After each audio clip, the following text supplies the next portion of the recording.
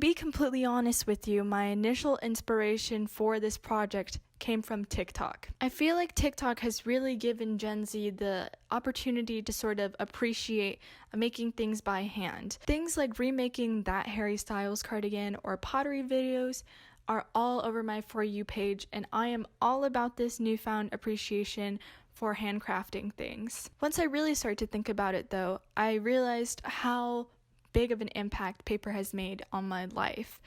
Since I was young, I've been drawing and scribbling on the backs of receipts and scrap paper at my sister's basketball games, and as an artist, I literally could not be where I am today without paper. So let's switch gears and talk a little bit more about what exactly paper is. When you think about paper, you usually think about A4 copy paper or notebook paper. But what was interesting to me during this process was realizing the paper is not defined by the material it's made out of. It's defined by the process by which you create it. To understand what paper exactly is, I'm going to go a little bit more into detail about the history of paper itself. So, Plato once expressed concerns about writing down our thoughts.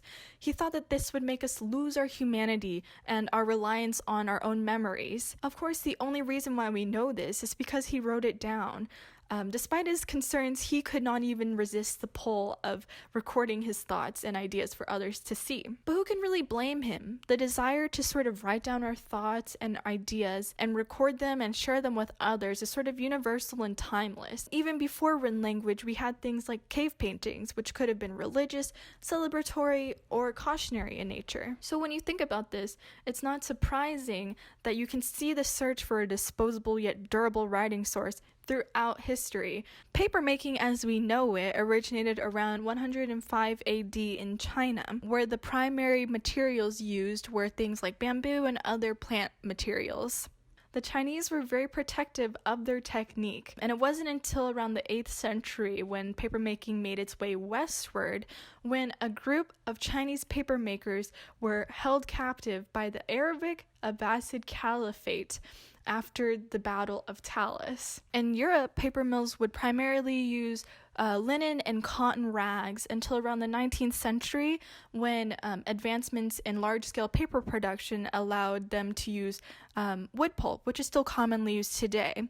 These advancements also allowed for more flexibility in the size of paper and also minimized the need for manual labor. While there have been some technological advancements, I'm sure in the machinery itself, in terms of process and material, the most common material still being wood pulp, things haven't really changed all that much. Now, let's really get into actually making some paper. As you know, when I started this project, I really wanted to keep sustainability in mind throughout the process.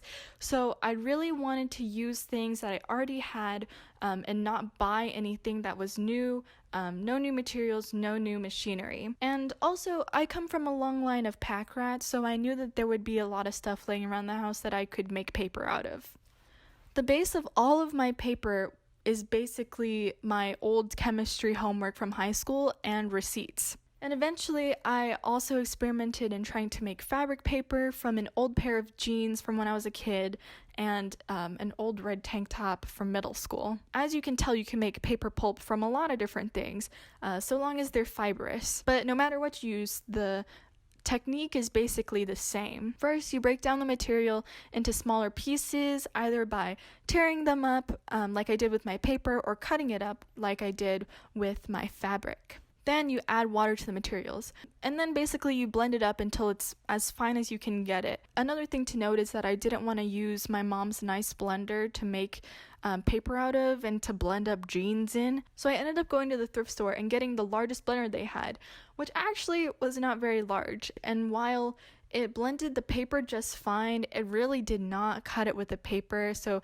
I couldn't actually make fabric paper. I just sort of made a very thick pulp that I added to the paper pulp. More serious paper makers will use a Hollander beater, which will basically break down whatever material you're using into very fine substance.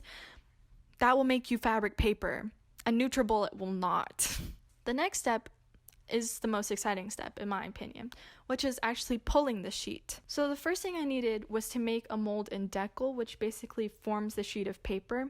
So I made those by taking the canvas off of 2 small canvas frames and then cutting out a piece of old window screen that we had for some reason and attaching it to one of the frames. The piece with the window screen on it is the decal and the loose frame is the mold. So when attaching the window screen, most online sources recommend you use a staple gun, but I don't have a staple gun.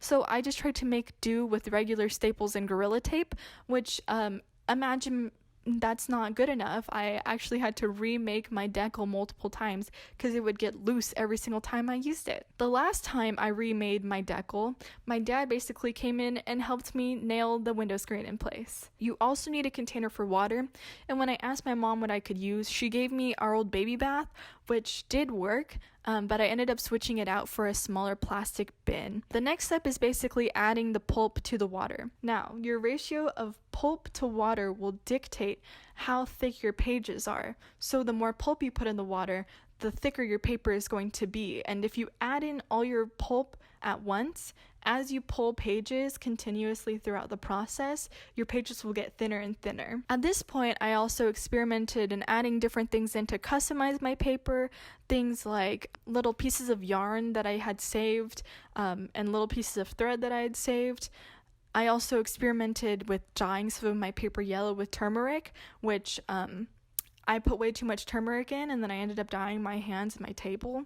But that was sort of fun. The next thing you want to do with the pulp mixture and whatever else you mixed in is agitate the water. This will make sure that the particulates in the water are sort of evenly dispersed. So next thing you're going to do is line up your mold in your decal, and then you're going to submerge it into the mixture with like a scooping motion, and as you bring it up, you're going to wiggle back and forth so the fibers interlock.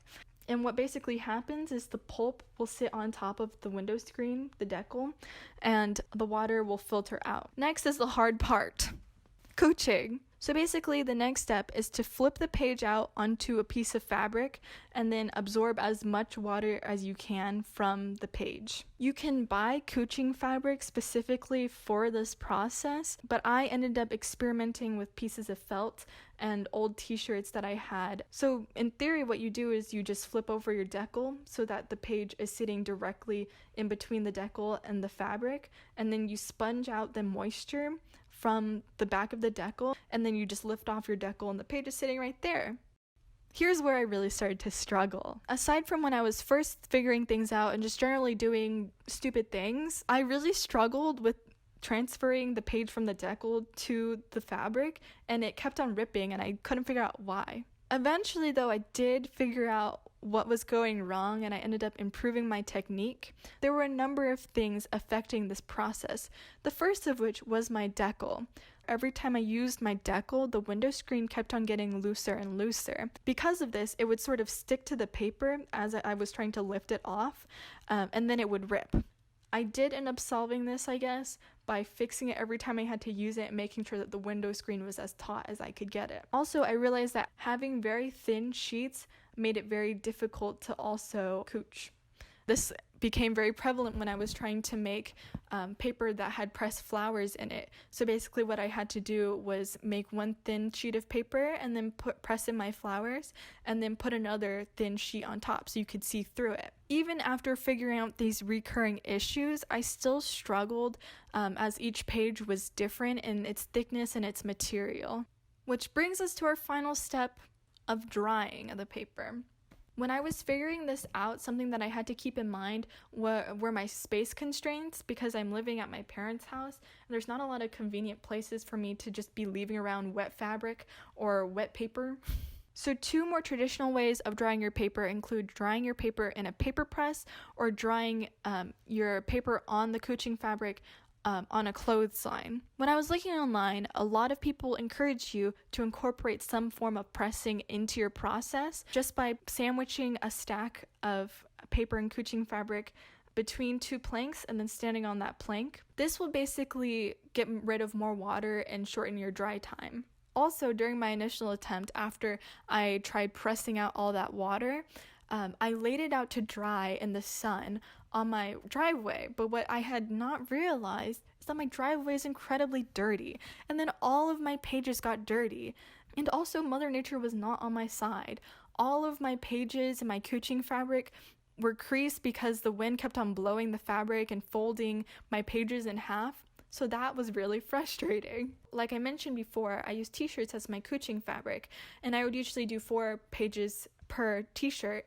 And then after I had them laid out, I would put a hanger through the neck and then just sort of hang it up in my garage to dry overnight.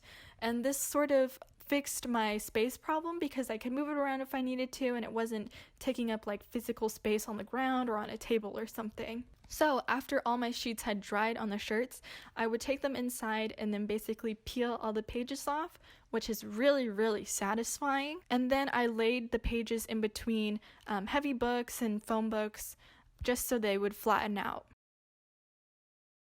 So basically, I just came into this project wanting to do something that I saw on TikTok, and I had no idea how difficult it was going to be. The process itself was way more labor intensive and challenging than I thought it would be. And I didn't mention this before, but there were so many mosquitoes in my garage, and I am some kind of mosquito beacon, and they really got me.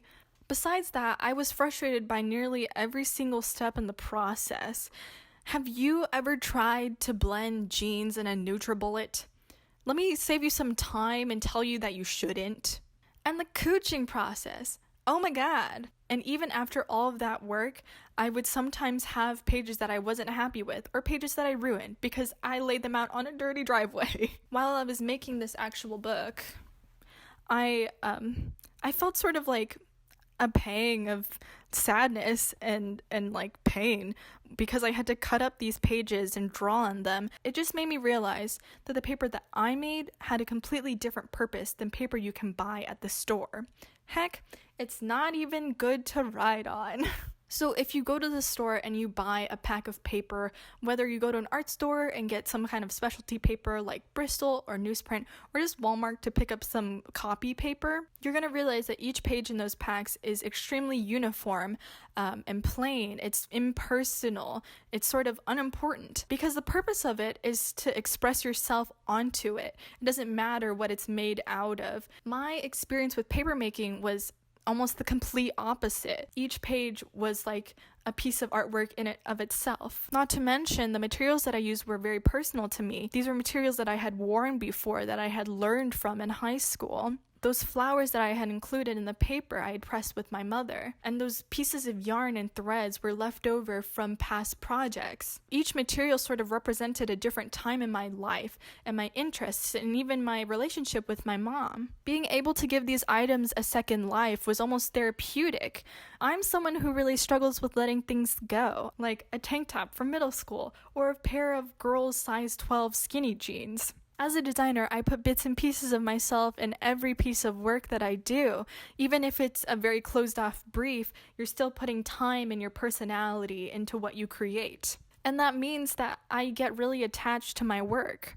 And getting attached to things is not necessarily a bad thing, but it just means that if you have to redo something or remake something, or someone doesn't like what you've made, it can hurt. Because it feels like you have to kind of scrap a piece of yourself that you put into that work, or that someone is rejecting a piece of you. It's like that tank top. I'm sure there was a time where I was so attached to it that I would have really objected to someone putting it in a blender. But just as I repurposed that tank top, I can repurpose ideas and experiences and concepts later on in my designs, even if it hurts to let go in the moment.